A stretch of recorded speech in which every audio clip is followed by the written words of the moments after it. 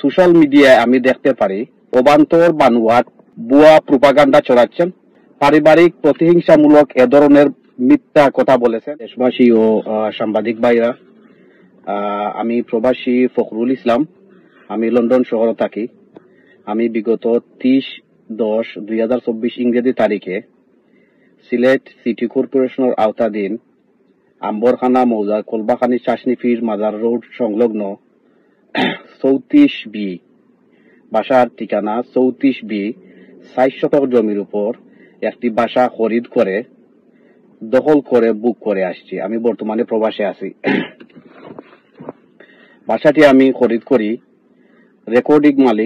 বাসার রেকর্ডিং মালিক মুক্তার মিয়া ও উনার স্ত্রী কামরুন্নেসার কাছ থেকে। আমি বাসাটি খরিদ করার পূর্বে মুক্তার মিয়া ও উনার মেয়ে ফাতেমা খাতুনের মধ্যে উনাদের পারিবারিক বিরোধ সৃষ্টি হয়।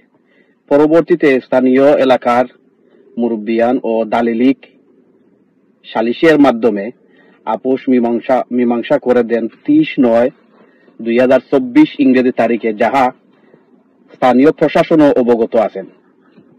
মীমাংসার 1 মাস পরে আমি খরিদ করিয়া জায়গাটি অর্থাৎ বাসাটি বুক দখল করে শান্তিপূর্ণভাবে আসছি। কোনো সমস্যা হয় নাই আমার।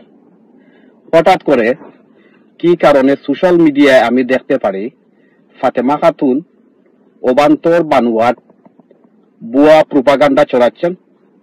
উক্ত বিষয়ে আমি কিছুই জানি না। পারিবারিক প্রতিহিংসামূলক এ ধরনের মিথ্যা কথা বলেছেন, যাহা আমি কখনো আশা করিনি।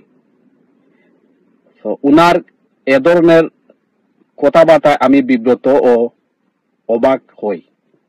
উনার এ ধরনের মিথ্যা বানোয়াট ভুয়া প্রোপাগান্ডা সামাজিকভাবে মানহানি হচ্ছে। অতএব আমি দেশ, সাংবাদিক, প্রবাসী, স্থানীয় মুরব্বিয়ান, বিদেশি সবার কাছে আমি দৃষ্টি আকর্ষণ করছি এবং সবার কাছে আমি ন্যায় বিচারের দাবি জানাচ্ছি। ধন্যবাদ সবাইকে। আসসালামু আলাইকুম।